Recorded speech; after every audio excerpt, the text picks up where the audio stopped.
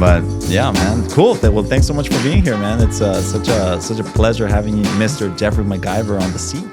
Yeah, it's I got the call and immediately became super nervous. Like, what is he? Is he trying to pin me down on something? Did I do something? Yeah, he wants me to come and kind of divulge. I'm like, oh crap! That sounds like a criminal mastermind right there, because you're trying to go back on so smart. And that's where I kind of realized I was like, Eddie's not that smart though. So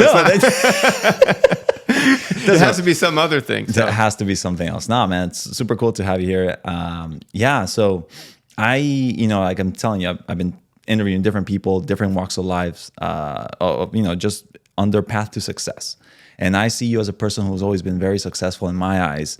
And I've always, seen you as that mentor, somebody who kind of like took me under their wing when nobody else wanted me and kind of showed me the ropes about different things. When we used to work together and kind of, something came out of that, and more than anything, a friendship. Absolutely. And it's super, super cool for somebody, like you to be here. And I know you have a story to tell, which I'm hoping that, you can share whatever you want to share. Albeit a boring one, but we'll get into it. But it's super cool because you overcame adversity and at a point in your life. And I'm sure you've had adversity, at different points in your life, right? Every day I wake up. If you have to look at this stash in the mirror every morning, I don't know how your wife does it, to be honest with you, especially with that stash. It's ridiculous. Remember when you were like, when you first met me and you were like, man, I just wanted to tell you to shave that little stash.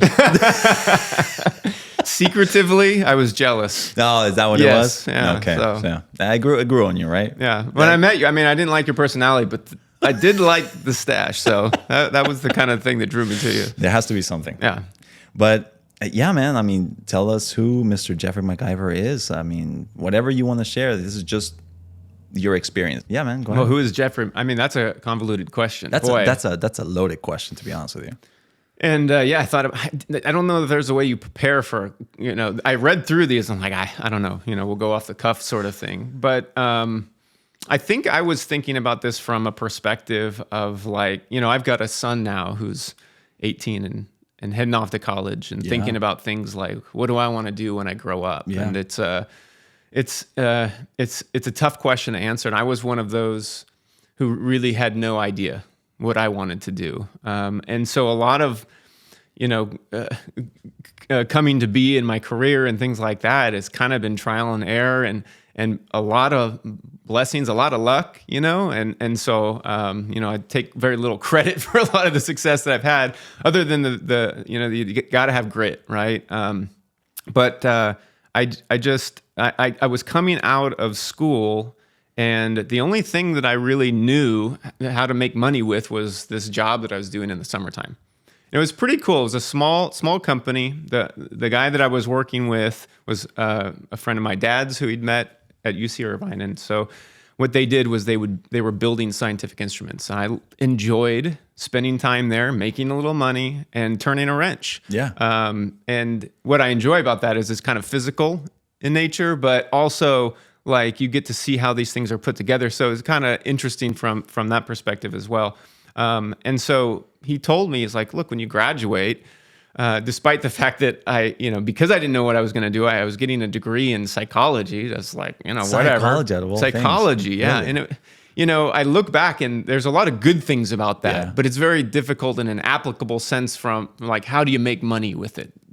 There you can't really draw the line. But from a practical standpoint, there's a lot of things to be learned, right? Oh, yeah. So he had that job and I said, well, gosh, I got no other job. I got no other opportunities to make money. So I started doing that. And I was surprised to have done that for the first 7 years, really getting out of college. Which, really? Okay. Being in an industry where, because when I graduated, I wasn't building instruments really anymore. I would help out because I knew that side, but we hired people and the company was growing. And so they got me more into marketing and sales. Oh, okay, cool. And so, being in an industry where you don't have a degree, I didn't have a science degree. I wasn't a chemist. I wasn't a biologist. It was never a very settling feeling for me. Always thinking like, wow, all the people I meet are all scientists. They've all got degrees. And I always knew in the back of my head, like I've got to make a transition at some point. Okay. And so, but I worked there for 7 years until they basically got big enough to where they were going to be bought out by another company. Now, a couple of things that happened during that period of time that were really sort of transformational for me. One was I got the opportunity through the company to go back to school and get an MBA. Oh, and good. And I got to tell you, and they were there to help support from letting me have time off from work to be able to accomplish that, and financially as well. Wow. So for me, that's a double win. Yeah, it's a huge blessing. And it's never, you never regret something like that, spending the time to go and learn. And so I when I went and I learned business and I learned finance, and I that's what my focus was there, that's when things started to change. And they told us, one of my professors said, if you come and you get an MBA and you walk out of here and you don't see life totally differently, then you've lost, right? You've missed it somewhere along the way. And as I graduated, certainly saw the world differently. And so, that was one of the important things that was really transformational during that time. The other thing was, number two, I would say, is, we were building a family. Yeah. And there's like nothing that'll turn your world around and change things, as you know, that more than having children. Yeah. And the funny thing was, I don't know how this happened, but I told my wife, said, look, I'm getting an MBA. I got to focus on that. I'll get you a dog, right? And so that didn't last long. I remember one day I was pulling out of the garage, about ready to head backward, and she pops her head out from the garage door. I rolled down the window. I said, well, what? And she just holds out this thing, and I could tell what it was. And, I can't read anything in front of my face, but I can spot squirrels a half a mile away, like no problem. So I saw that little red line thing, and I knew what it was, and I was just like that, and I just backed out and went. Because I thought we had an agreement. So now we had a child and a dog, There you go. But so that was huge for me. So then that starts to change your perspective. And then also, interestingly enough, during that period of time, I had my first experience with real estate, which is something, as you know, I really enjoy. Yeah. It's always on my mind. I'm always trying to build that up. Yeah. And it was an interesting time. We bought this house in Irvine in 2002, because we needed a place to stay. It wasn't we didn't think of it as an investment, as a place to make money. It's like, look, we just need a place to raise our family. And then I remember one day we were right next to the pool. I'm swimming at the pool, and my neighbor's over there. I don't even know who he was. We're swimming laps or whatever. And he stops me and he says, oh, hey, where do you live at? Oh, actually right here, One Crane.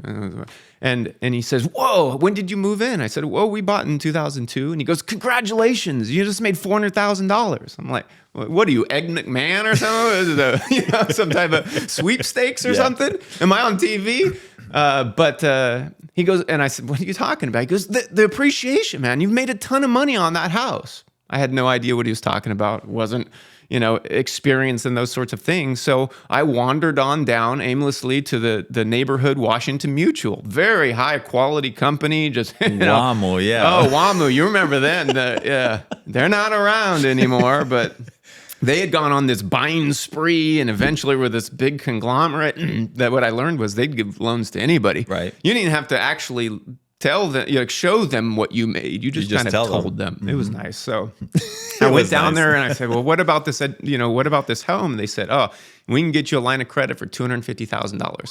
Now, that sounds cool if you know how to utilize those sorts of things. So, we're doing well. I'm making good money at the business. Yeah, the family's growing, but we feel secure. I'm going to school. Everything's good. So I figure, hey, what the heck? So I bought a Porsche 911 Turbo. I bought a motorcycle. I threw some money in some other real estate investments. Oh, good. I threw some money in the stock market. And, so things were rolling. And in 2007, it was February 2007, actually, that we got word that the company was being sold. Okay. And so another sort of experience was working at a firm that used to be privately owned, where you knew the boss. You'd been buddy for years. They'd known you since you were a little kid, basically. Yeah. You grew up there, right? Absolutely. In a sense. Yep. He was family friend, so he knew me literally since I was born. Right. Literally. So, But all of a sudden it changed. Now the owner is this guy that you'll see on TV. The boss is some product manager, whatever, marketing manager that's been there for forever. And all of a sudden it just feels different. And after now having graduated and things were changing in the personal life with the family growing, at this point now we knew we were having a second child. Yeah. And I said, okay, I just don't, and I didn't have the degree as I'd mentioned before. So I thought it was time to move on. Okay. And I'd studied business and I'd studied finance in my MBA. And the only thing I had to hold on to that I really truly thought I understood at the time and cherished was the time that I would spend with my granddad. And he's the one who'd set me up with a little, account and to be able to do investments. And every time I would visit him, one of the first things he'd do, oh, hi to everybody. Jeff, come in here. And he'd sit me down and he'd show me all his stocks and he'd print it. And he was a Merrill Lynch client. And he was a very loyal client for, 20 plus years. Gotcha. But he was very, very proud of the fact that, he was a buy and hold, but he had his dividends and, they lived off of that. And he did very, very well in that portfolio. And he constantly would tell me, he said, look, we're going to set up an account for you. I want you to go out, buy this, sell that, do things. And then when we meet, which was only a couple times a year, really, right? Yeah. He said, well, we'll review what you've learned. So that was really cool. So I was doing that. So I started to think, this could be something good. And so at that point in time, when, I tried to work for the company for a bit, but I remember it was February. They walked in and the guy, Mike, gave me a check. And that was sort of the year-end bonus. Yeah. And I immediately said, thank you so much. I regret to inform you, I'm going to resign and move on and do something else. Going to business school kind of ingrains in you this entrepreneurial sort of mentality. That's how we were trained. You build up a business, you sell it, you rinse and repeat. And so I was kind of on that track. Like, you know what, I'm gonna get into finance and do this. So, and the only one other thing that I'll mention kind of before jumping ahead, I would say is, and I don't know who this person is. I don't remember their name, but as the company was being sold, they had me go up to Palo Alto and do some presentations about our team and talk about our strategy. And so I remember getting the tour of the facility. We walked into one of the laboratories and they said, oh, by the way, this is so-and-so. And, it's his 20th year anniversary with the firm. And everyone, oh, congratulations. And the tour moved on. And I kind of started to walk away and I turned around and I walked back in there. I saw him. He kind of had a beard. Remember, his hair was a little long. I think his name was Jesus, but I don't know for fact. Just that the information he was providing could have been. Could have been. And I said, sir, congratulations on your 20 years with the firm. I got to ask you, what is the secret to success? And he kind of had a gruff look on his face and he stared me straight in the eyes, almost straight to my soul, I felt. And he said, do exactly what you're told, no more, no less, and you'll fly right underneath the radar. Okay. As a business school graduate at this point, I was absolutely disgusted by the mediocrity of this guy. Right. I couldn't believe that sounded just, and I'll come back to this later because I really think that, success in a career comes down to the things that you value, right? And so what he valued at that point in time was different from what I saw value in, as somebody wanting to kind of launch into a new career.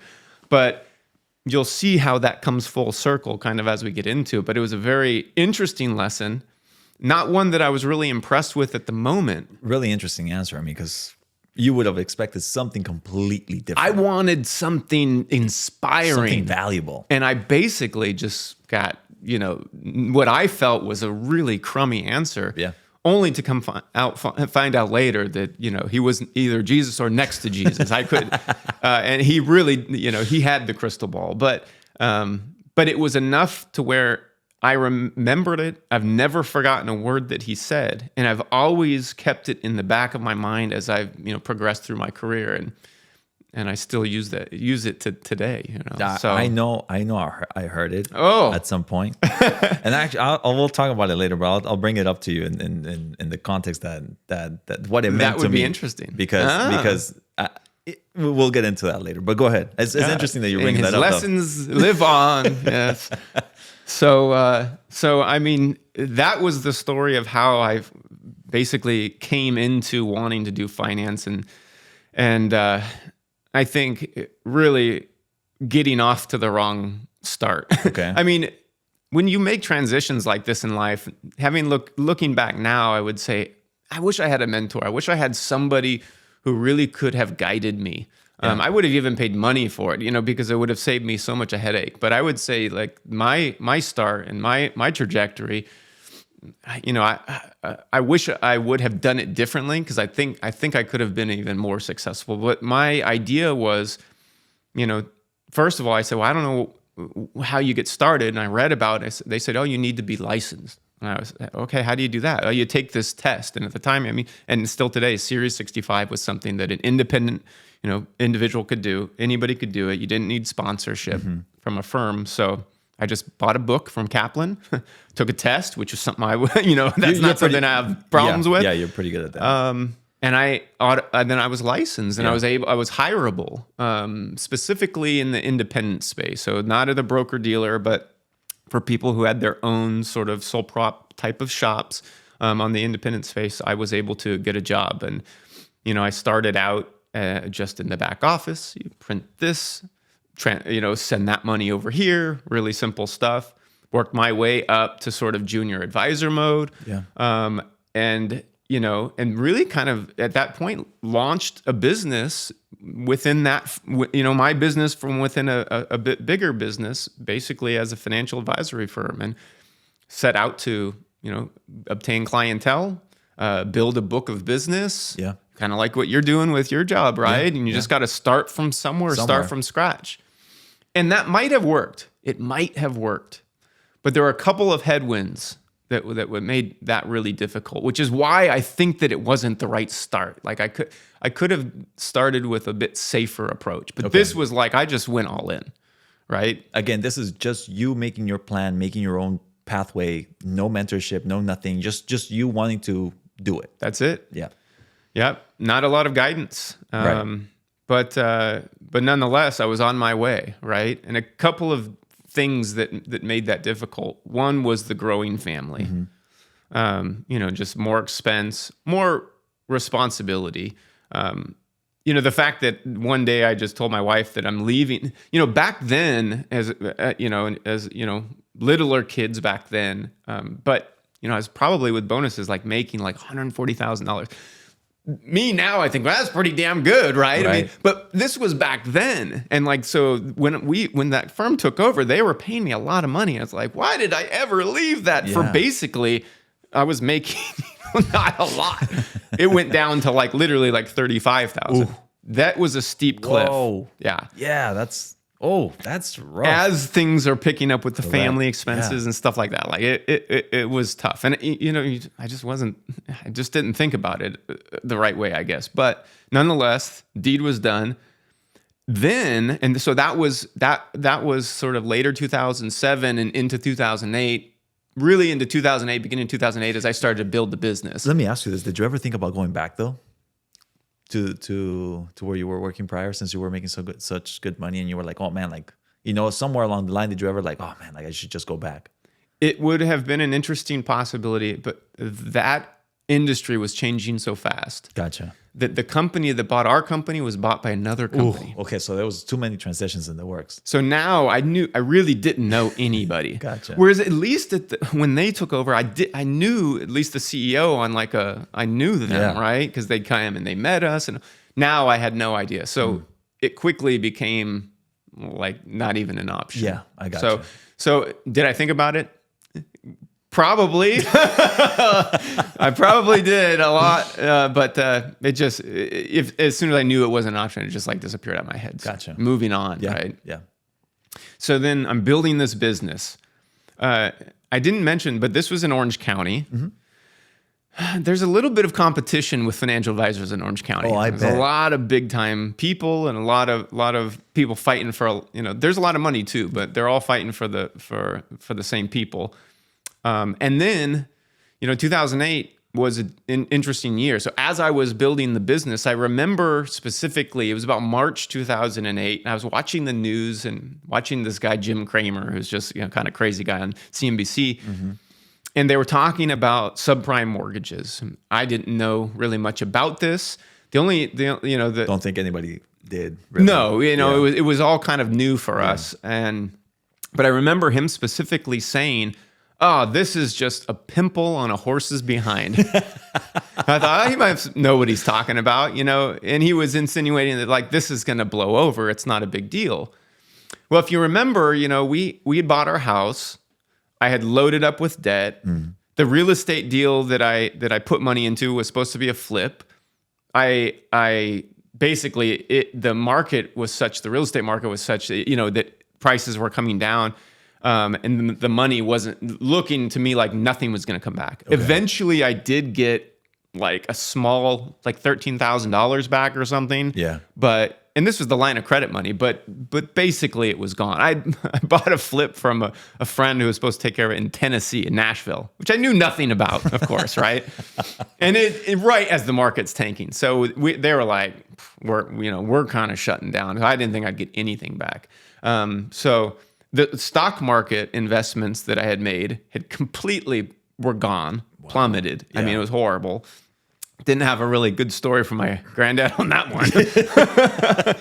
And, and I had all these expensive payments, the Porsche, the motorcycle, and we had racked up quite a bit of credit card debt we were just young and dumb. I mean, we were growing. So we're buying cribs and we're buying this and that. Gosh, who knows?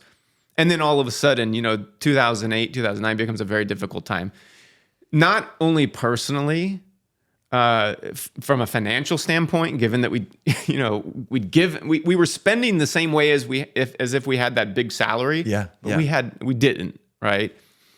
The business wasn't going good because in 2008 and 2009, like nobody wanted to, as far as I could tell, they didn't want to switch their financial advisor to a guy without a stash. Like, I looked like I was like 16 still, honestly. I had a young looking face. Yeah. And frankly, I wasn't around long enough. I didn't have a track record where they're like, yeah, I'm going to take my $1 million over to you. Yeah. So that was tough. And the third part of it was, all the debt and everything sort of reset as well. So you get into this line of credit. It's like, they're like, oh, it's a 4 1/4, 5/1 arm. And you're like, I don't do it. Yeah. I got to get to the Porsche dealer. Yeah. Don't give me all the gibberish. Well, you learned very quickly then at that point what an ARM was, right? The adjustable rate mortgage, mm-hmm. and that now that rates were being reset to higher levels, that means a different debt payment for mm-hmm. you. So all of a sudden, we're making $35,000 a year. We're spending like we're making $140,000. We've got tons of debt and tons of expenses, and now all of the debt payments and everything goes boop and resets almost like instantaneously.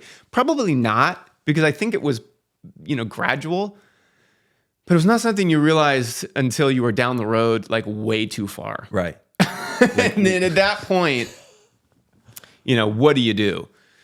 And I couldn't, there was times during that period where I think it was honestly like the first time I'd thought like, maybe this is the best place to just end this. I mean, honestly, like, and I'm a positive guy, but like these things pop in your mind. I'm like, I've got an insurance policy. I could get the family $1 million. Like, I'm not going to make that in like the next 30 years, given my current salary. So maybe it's a better option for them. And frankly, I was like, I could potentially throw in the towel to provide them some comfort. That's a scary thing to be at. It is. To face that wall. Your mind just wanders there sometimes. Absolutely. Wow. So I remember sitting at the table, it was a nice table that we bought, by the way, across from my wife. And I said, I have some bad news that I need to talk to you about. And early on, we'd kind of decided to really, I didn't have her deeply involved in the finances. Mm-hmm. It was just something I always took care of. I tried to take care of. And so she wasn't really aware of what was going on. And I just said, I have some bad news. Like, I think we have to sell this house, because the only way to get out of the hole that we had dug was to try to bail on the house now while it still had some value. It'd come down a lot, but we'd still could at least cover sort of like the debt and some of the debt, not all of it, but a good chunk of it. Yeah. And get out from under the mortgage and like kind of get us a clean slate.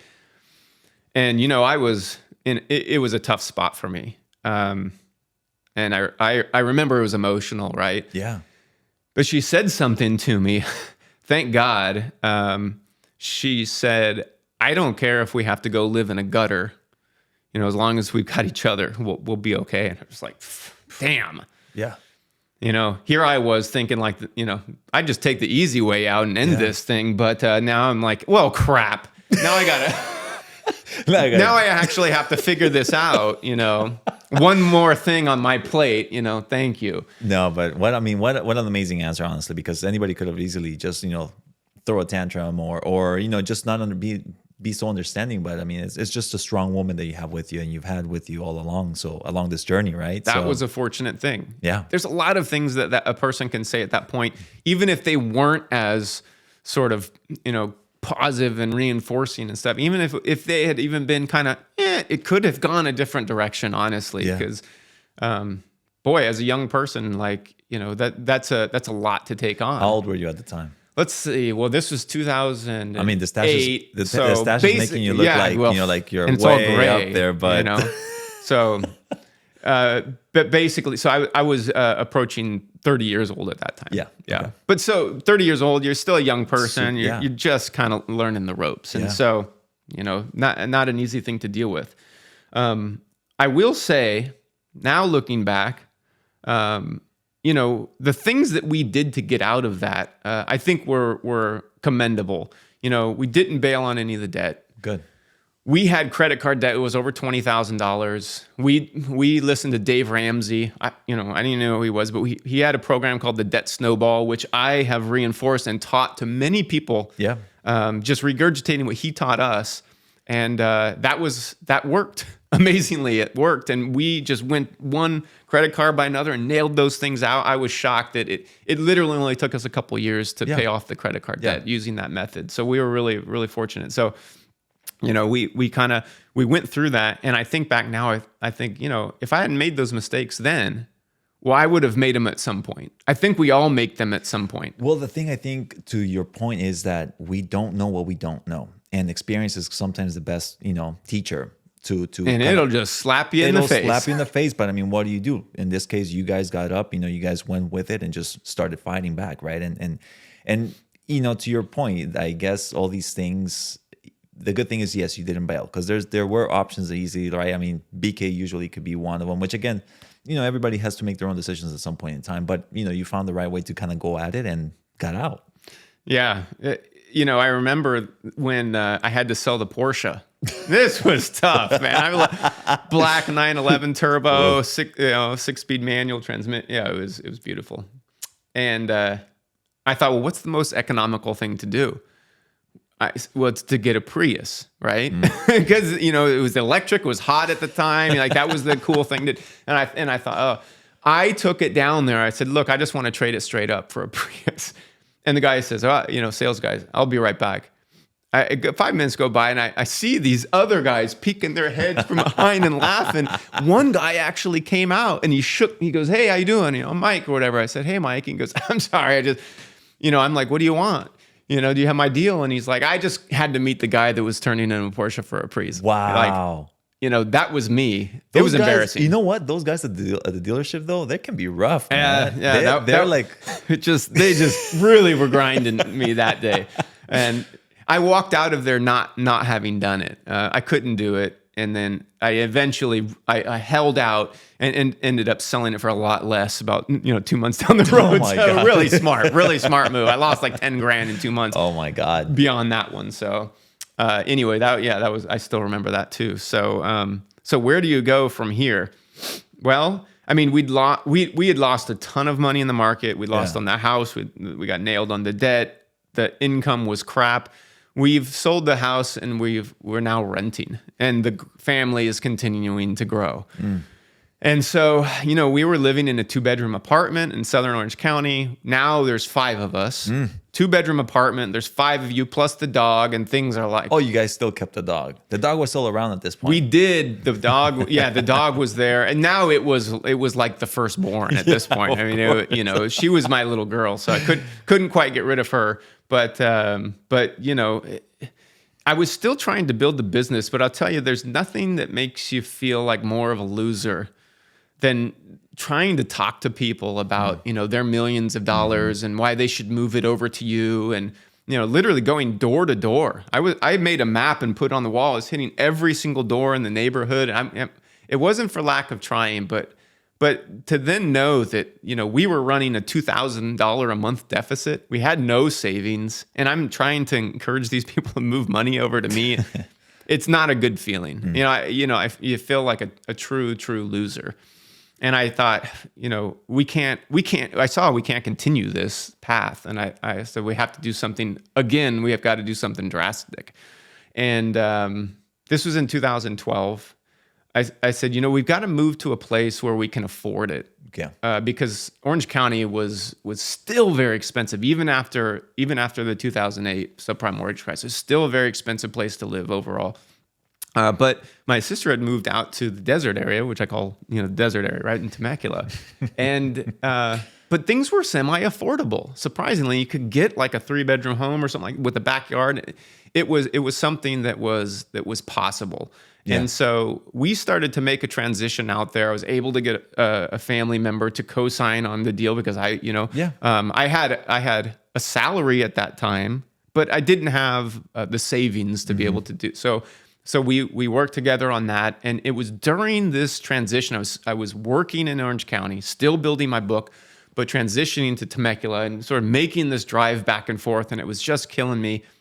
And I had been looking for jobs. I had had a short stint at a neurologist's office, which is a really tough place to work.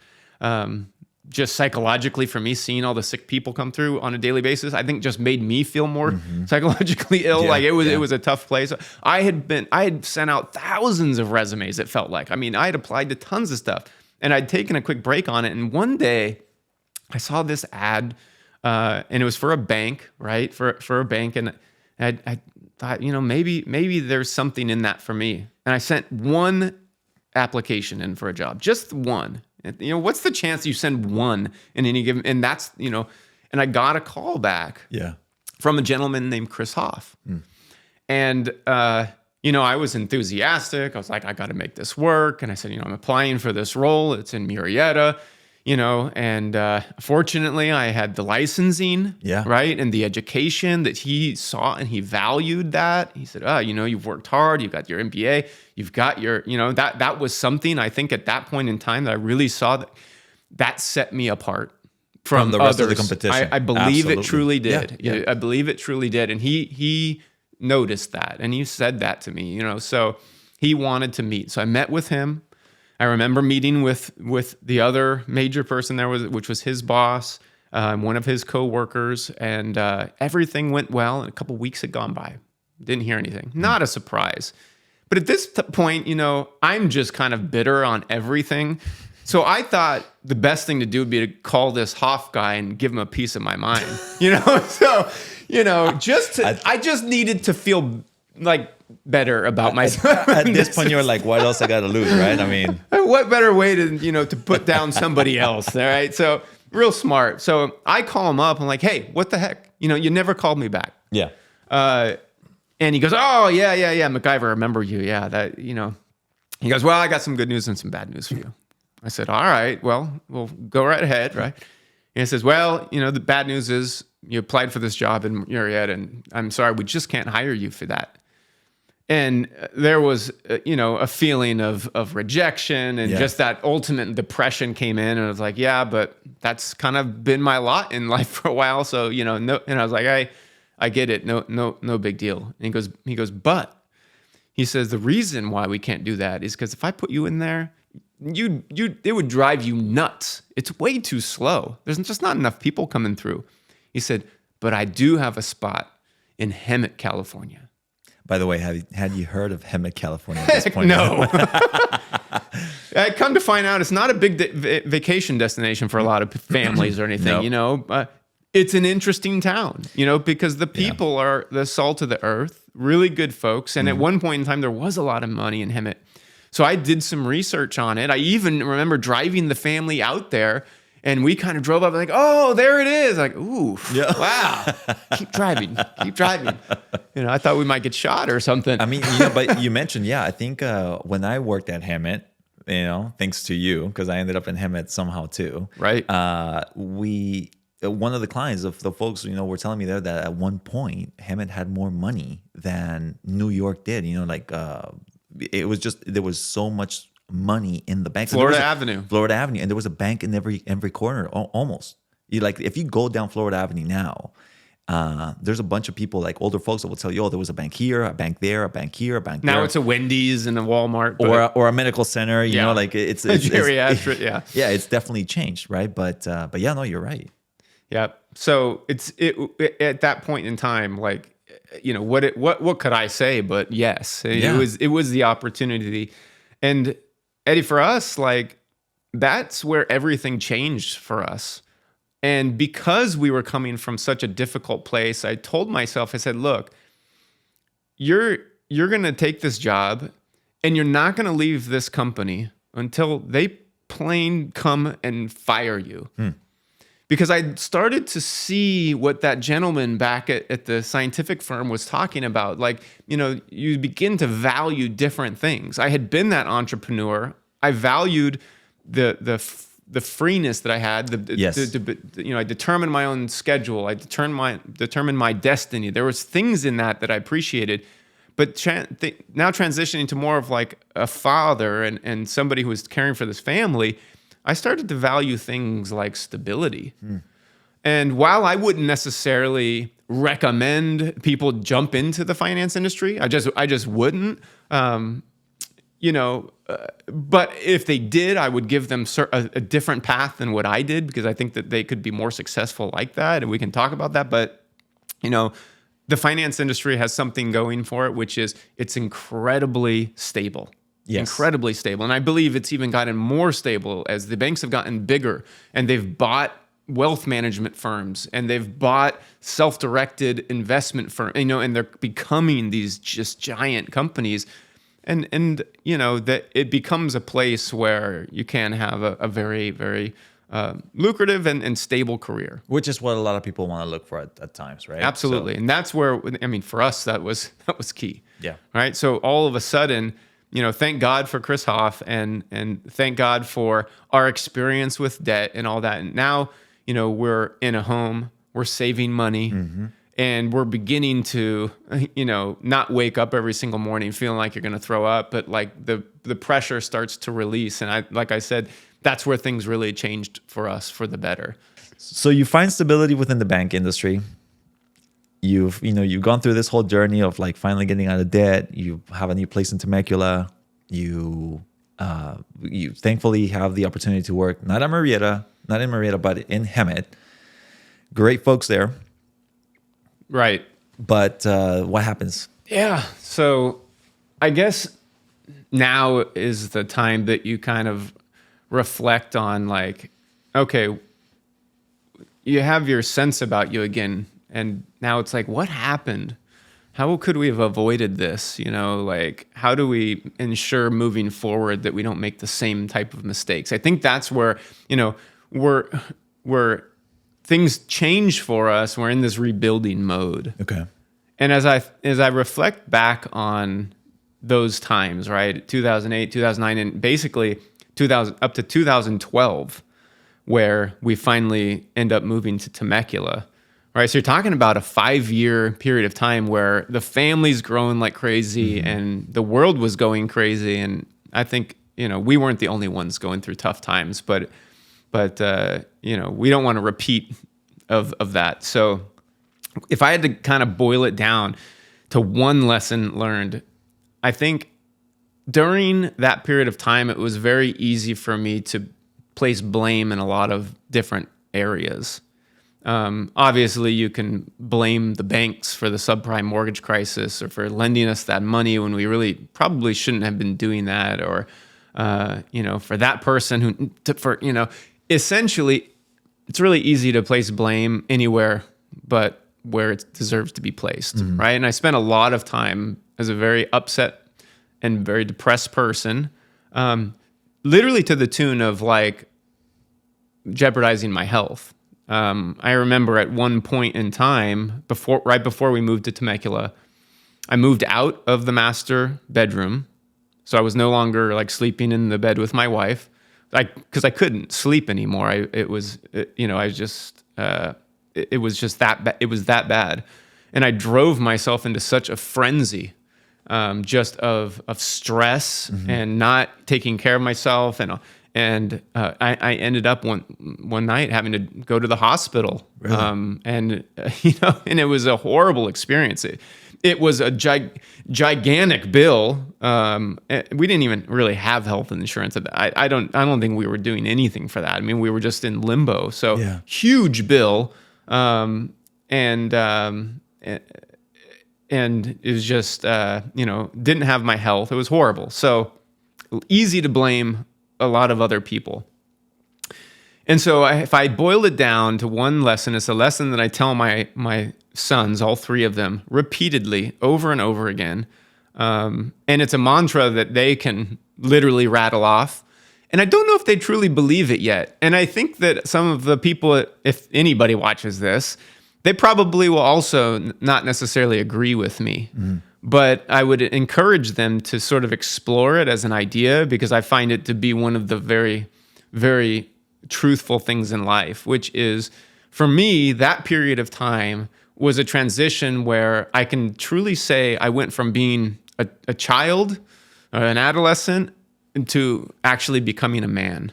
And in my viewpoint, the day you become a man is a day that you can realize that everything that's wrong in your life is 100% your fault and nobody else's.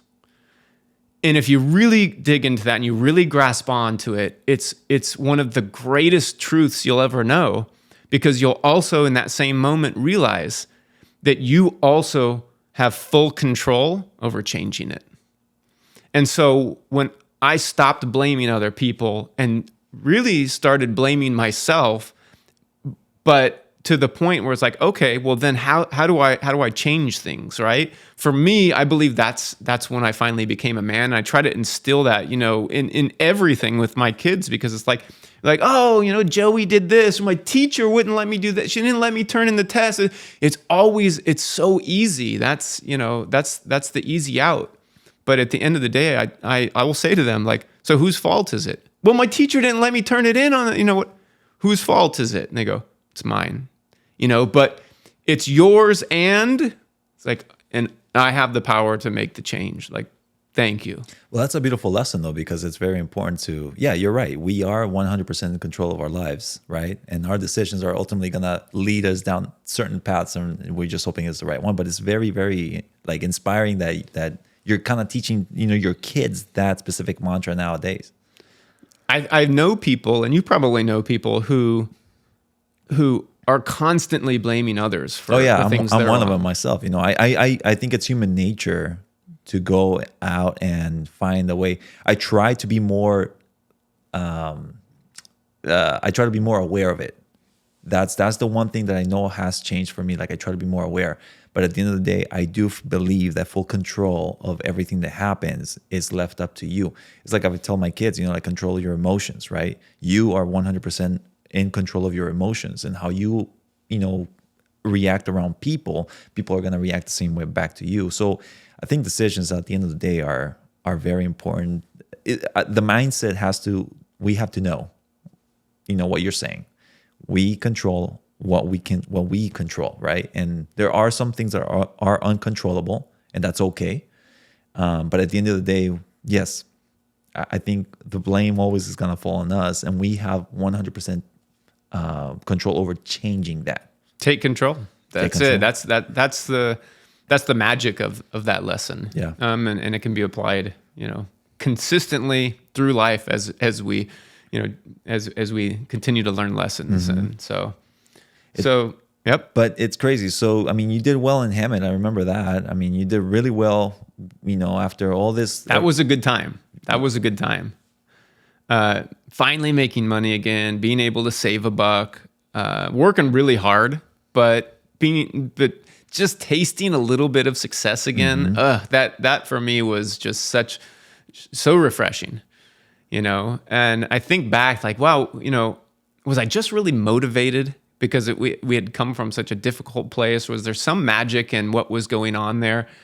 And I didn't necessarily measure myself via the scorecard. And that's really how the bank looks at your performance. How much money, what have you done for me today? How many checking accounts, or how many and you can't, it's easy to get lost in that. I never really paid too much attention, although it was always on my mind because they put it in front of your face so much. How did I evaluate sort of on a daily basis what I was doing? I think it would come down to just three key things.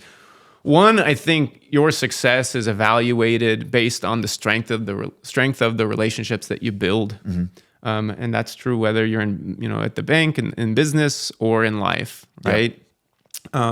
Because it's also those same relationships that you get to lean on when you're having tough times that'll bring you right back out again. So I think that is a key point. I think I also evaluated myself on my personal health.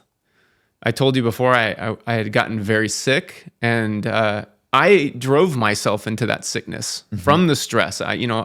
It was tough, but look, I let it get the best of me. And so my success was, are you doing everything you can to take care of yourself? This whole idea of, let's donate the insurance policy to that's not going to win at the end of the day. That's not going to win for them either, and not for you certainly. So I think are you doing everything to take care of yourself? And then the third piece is really like, it comes down to contentment. Are you happy doing what you're doing, right? And happiness in these jobs and careers kind of comes and goes, but it goes back to what that gentleman said, which was, we value different things at different times for different reasons, and certainly that is true with the career. And so I started transition into, I'm going to be happy and I'm going to be content with what I'm doing if I can be getting out of it what I need, which is stability for the family, a reasonable paycheck, people around me that at least I feel like I can connect with, which is kind of where we met. And I think your story of, when we met and sort of the progression there, I think is kind of representative of a lot of relationships that I came into at the bank, which was, they weren't built on the fact that you were the best looking person. Certainly not in this case. Don't think so. That you had the best on the scorecard, or whatever it was. I met certain people that I just saw something in that I liked. Maybe it was traits that similar to myself, or interests, or whatever it is. But we would meet, and I remember meeting you, and I thought, man, this guy's kind of pissed off. He's like, you were semi-disgruntled, if I had to describe it in any way. I was. And the more that we talked in Sun City and things like that, I think the more I realized is like, man, I really like this guy. I like him. He's smart. He has potential. And you know what? It's time for him to get a shot. I got a shot. And I'm thankful for that, and I'm continuing to reap the benefit of that. Yeah. And I said, this is his shot. And I think I did that with a lot of people. So it started with something that was as simple as just like, I just built a relationship with somebody, understood what they're trying to accomplish. I'm like, wow, we could go on that journey together.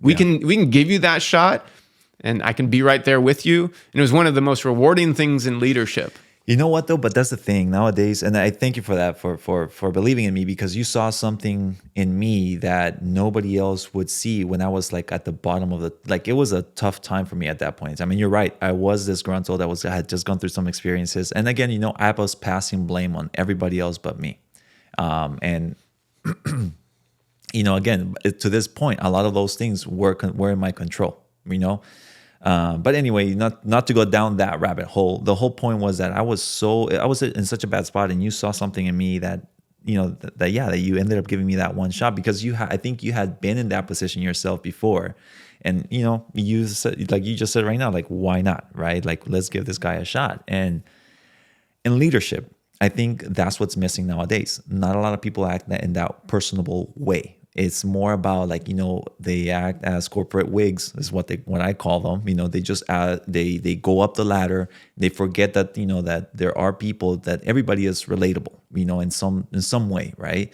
And it's like they lose that I don't know how to call it, like just being able to be personable with somebody else, or somebody that's that they can be managing or something like that. So you don't see it too much nowadays. I don't think, personally. I think it's harder because people, even in leadership now, are being told who to hire. For whatever their justification is, and the bank wants to have a certain makeup, and I believe in that diverse makeup is extraordinarily important. But I think also, if the pendulum swings too far, you lose exactly what we're talking about, which is just the ability to recognize in somebody that otherwise you wouldn't give a shot. Look, he's disgruntled. He'll probably leave in a couple months anyway. Well, let me put it this way, and about this. You hired me, but I have a high school diploma. I have some college. I don't have a degree. For a financial job, for a financial advisor job, anybody, if I'm not licensed, they will look at me and turn me down right away. It's just the way it is. The only thing I had behind me was, at that time, was 12 or 13 years of experience in banking. That was it. But I had never done any investments, anything like that. And I remember you asked me, like, do you have a degree? And I was like, no, I don't. Only experience and, only my high school diploma. I mean, that's my story, right? But you were saying yourself, the one thing that set you apart when you were interviewing with Hoff in such a, tough time, was that you had your education, your MBA, which is super important. I do truly believe that it's something very important that somebody should have and should go get, right? Now, again, all that being said, you gave me that shot when I'm pretty sure anybody else in your position would probably just turn me down just based off of what I look like on paper. You got to know me, you worked with me because, I was a branch manager at the time, and we had worked at different branches together. But you saw something that, at least it allowed you to give me that opportunity. And then you saw me excel at the position, surprisingly, which is what I'm saying. Like, people don't get the shot because sometimes we just look at them as black and white, what's on paper, and we don't actually see what the potential is, or don't give them the shot. And I know a lot of people have gone through that experience as well. But leadership, it's about finding the right people for the right job, even if they don't look like the type of person that would maybe, again, on paper, right, black and white, maybe they don't have all the qualifications, but sometimes it's just looking outside of those, and getting the right person for that type of job. Well, there's a lot of you come to realize there's a lot of traits and characteristics and things that just aren't represented on a piece of paper. Yeah. And you can't, oftentimes you can't create a hunger in somebody and a drive. You naturally had that. You had motivation, and I didn't. I could have guessed what it was. I don't think we ever sat down. I said, why are you so driven? I don't know if we ever had that conversation, but in conversation, it was apparent to me that it existed. And so I thought, this is exactly the person that you just kind of, you take that shot on, and then look at what happened, But I guess sometimes it takes that eye, that person has to have the eye to be able to, Well, it was through, and this is the thing, is like we had an opportunity to talk to each other, not from a corporate speak, but just like, we would just talk. Yeah. I would show up, hey, how's it going? I don't care about how many checking accounts you had today. It's not on my agenda. Right. What's going on with you? And that's where it became apparent that you were disgruntled. Like, whoo, wow. Yeah. Yeah. But you know what though? Because you were the only person that allowed me to open up and tell that stuff too, because not even my manager at the time, who I was disgruntled with, it was just that type of visit. Like, okay, well, what are you doing today? Okay, we're here. Show me the paper. Where show me the scorecards. How are the bankers doing? How's everything doing? Like, what's compliance looking like? I know she had an agenda to go over, but it was never like, how are you doing? Yeah. What's your day looking like today? Like, hey, is everything okay? It wasn't about that. And you, not even my manager, just a partner at the time, just somebody who, was managing another person in my office, would come Happen to be stopping by. Happen to be stopping by. How's it going, man? Like, you would take the time. But that's what I'm saying, right? It's that type of person that sometimes cares. The caring part is where I think a lot of leaders now have lost that part. And you know what? I don't think it's because they don't want to care. It's because they're also on an agenda that is being pushed to them from the top, right? Crap rolls downhill at the end of the day. That's the way I see it. But you were such a good buffer. You were such a good buffer for us when we were, working for you to kind of like, hey, look, guys, let's keep it real. This is what it is. This is what's happening. This is how we're going to go about it. Here's a solution. Like, you would always come up with something that would at least motivate us to be like, okay, well, yeah, it looks like crap. It smells like crap. It is crap. But guess what? There is a way around it, or like there is something we can do about it. And like our boss is kind of telling us the plan as to what it is. You don't see that in leadership nowadays. And I think that's such a huge important part of what's missing nowadays, because at the end of the day, a bank, right? They have to respond. It's a for-profit corporation, so they're trying to be as mean as possible, right? But I think personally, just from experience, I think that there's also, based on meeting you, working for you, there are people like you out there that, have that touch, that are caring for others, and that try to show that, in the way that they lead. I even in my, experience and my bosses and stuff have seen that difference between people when it's just an agenda versus, somebody actually caring. Yeah. So little comments can go a long way. It's pretty amazing. You wouldn't believe, which leads me to this. Do you remember how you were saying what the gentleman told you, right? Do exactly what you're told, no more, no less. You'll fly right under the radar. So I remember you telling us that one time at a meeting. And I actually talked about this on my first episode. Because we were talking about how people's comments sometimes can like really, push you to do certain things, right? And the value that they have, or how impactful they can actually be. Small comments, because it was something that you can said. Be taken to levels. So to me, when you said that, right, at the time, I wanted to be the best. And I think I was in a good move. I had already been enrolled for like, a few months and everything, and things were rolling, and I was doing good, I think, at the time. And you were actually pretty impressed too, because everything was really good. Rita and I were doing good because we both started at the same time. Another advisor that I started with, we were both kicking butt, and we were constantly communicating, her and I, and we were like just doing our thing, and we were just trying to do our best. We were always competing with ourselves, right? Being the newbies, we just wanted to have a comparison or something to kind of like a baseline, right? To kind of see how we could excel. We go to this meeting with you a few months after, and you're like, hey, yeah, just fly under the radar. First thing that comes to mind, I'm like, wow. I'm like, okay, maybe I'm doing too much. I'm like, maybe I shouldn't excel. Like, why should I excel? I looked at you and I'm like, this guy's successful, smart, super, like he knows what he's doing. And I'm like, maybe I need to slow down. Maybe I'm doing way too much for the company, that I maybe don't need to do. And this guy, obviously, I'm thinking he has the know-how because he's been in the position before. He was super successful. He got promoted. He's our boss now. That's when their sales went down. So I just felt at the time that I was like, okay, maybe, and it changed my mentality, because I was like, I was always, don't get me wrong, I was always trying to help. I was always trying to do the most I could. However, it's kind of like it made me start putting a boundary around the things. I guess the way you kind of described it, right? It sounds like a mediocre concept. And at the time, maybe I didn't quite understand it. And that's how I took it.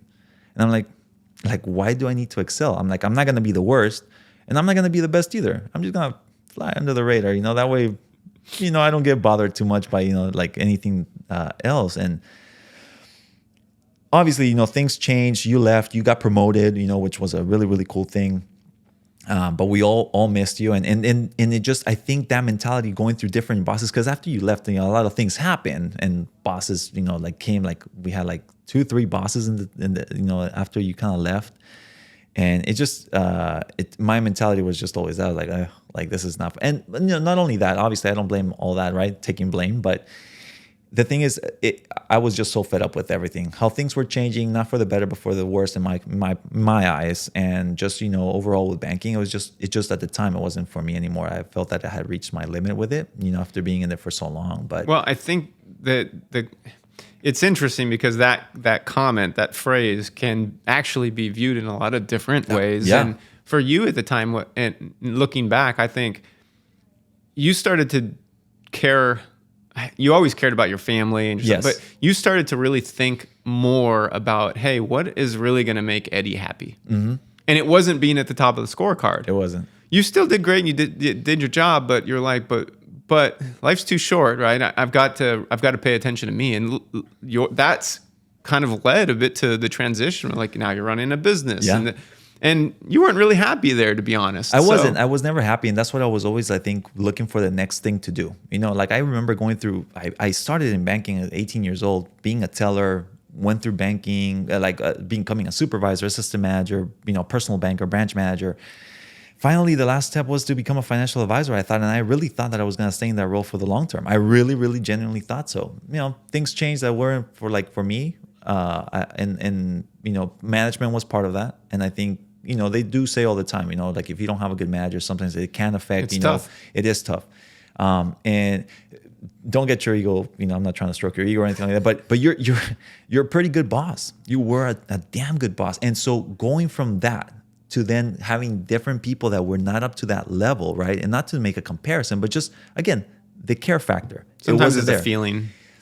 It just wasn't there anymore. So it's like, why should I go to bat for this person that's just coming down and just, trying to get me to do my job when they know I can? It's just, do I want to do my job at this point? And that's why I was like, it's not the best for both parties. I'm not happy.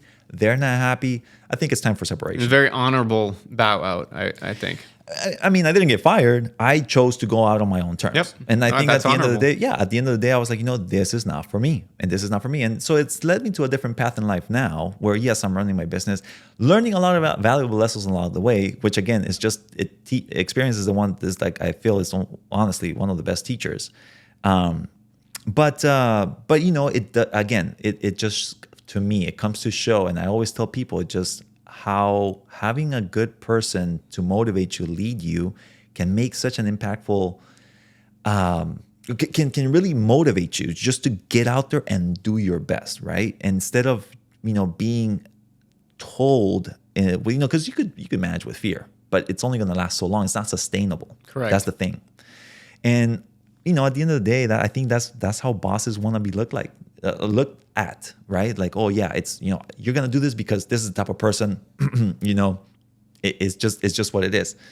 I think if you show a little love sometimes, it goes a lot further than no doubt than fear. It's just maybe the emotion. And I think that kind of is a really good segue to, so like how, what am I learning from where I'm at now? How I'm viewing that is, look, I we just had our reviews. Like I go in on a given day and I give it my all. There's no doubt about it, right? But I'm also not up at night thinking about things, right? I kind of have gotten to a place where I value the stability. I value the long-term nature of it. There's not a lot of reward that comes from sticking your neck out in weird places at these bigger firms. That's my impression. Yeah. So focusing on just what I need to do is kind of what my goal is on a given day. And what enables me to do my job well today is, I would say, it's nothing spectacular other than, I work quickly. I feel that I can think and write simultaneously, which is a skill I'm not sure a lot of people have. I think it takes a lot of more preparation and stuff. I can kind of write something out and it's like, okay, well, that's pretty darn good. Like, so it's being able to do it quickly, to be able to type and write things in an intelligent way and get that going. And then again, just like having a relationship enough with people to where you feel valued, and there's something there, but it's not, but I'm not requiring it to be, my new best friend. So this is where I'm kind of flying under the radar. I see this as a long-term thing, but more importantly, is really just a foundation for what I truly enjoy, right? As you know, like doing real estate stuff. Yeah. And focusing time and energy in other places. I also love to teach. Yes. Right. Which you are actually a professor now. Yep. Yeah. So I've been doing that for a couple years. And so, that foundation, that flight plan is really just enabling us to go and do other exciting things, and just feeding sort of that enjoyment of life right now. My son, Cam, he always asks me these interesting questions. He asked me, he said, "Dad, if you could have any superpower, would it be invisibility or time travel?" You get come up with random crap. I'm like, I don't have to think about it. I don't know, because I don't want to just give you an answer here, right? Time travel's nice, but he asked me strange questions that kind of come out of nowhere. And he said, "Dad, if you had an opportunity to take a pill, and one, right?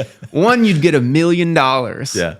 And the other, you would get to go be your, 10-year-old self again, but be able to keep all the knowledge that you have now." Man. And, so which one would you do? He's probably thinking, it's going to take him a while. He likes to think about these things. I said, I don't have to think about this one. With all the pain and all the mistakes, but yet all of the joy of what I've been through, I really wouldn't take back a day. Not a single day, not a single mistake. I would, in a moment, swallow that pill, and I would go back and I would do all this over again. And if I got to retain the knowledge and make some adjustments along the way, great. But even if I didn't, I would do it. I would do it in a heartbeat. I would do it all over again. And the $1 million, look, that's not, it takes a little bit of time to realize that's not going to make you happy. Yeah. It's just not. But there's parts of life that, you wouldn't give them up for anything. Right. And so I stand here today, I wouldn't take back a day, and I'd go and do it all over again. I didn't swallow that pill. It's been a pretty cool journey. Back to that 9/11. Yeah. Hey, that was some tough times. What can I say? Man, no, but it's pretty commendable that you would say that, because I'm pretty sure a lot of people would go back. I thought maybe I'm gonna go back and change everything, especially if I have the knowledge to change it. But you're right. Everything, the person you are today is because of everything that you've gone through in life. I posed that same question after Cam had asked me to 3 of my closest friends, the guys that I've known now since junior high. All 3 of them said the $1 million. They took the money, really? Surprisingly. Really? Yep. I mean, you could make more than $1 million even if you go back and have all the knowledge to make that money, So, I mean, why take the money now? Well, now you're getting into the weeds of the whole thing.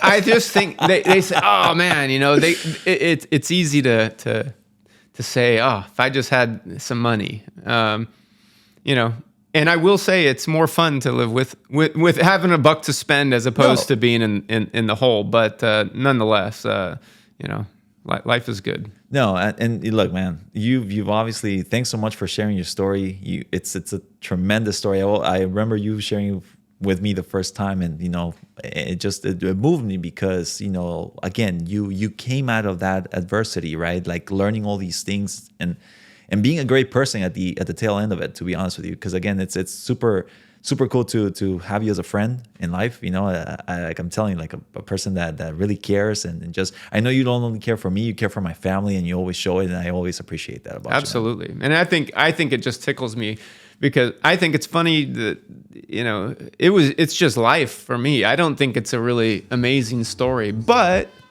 I think it's what you bring out of it, yes. Right? If you can go through something difficult or good, but to be able to pull something away that you can really hang on to, and then share that I think is where the magic comes in, right? Yeah, so truly, it's fun to share. I appreciate your time as well, and the podcast number 5. This is episode number 5. Hopefully it goes to number 1.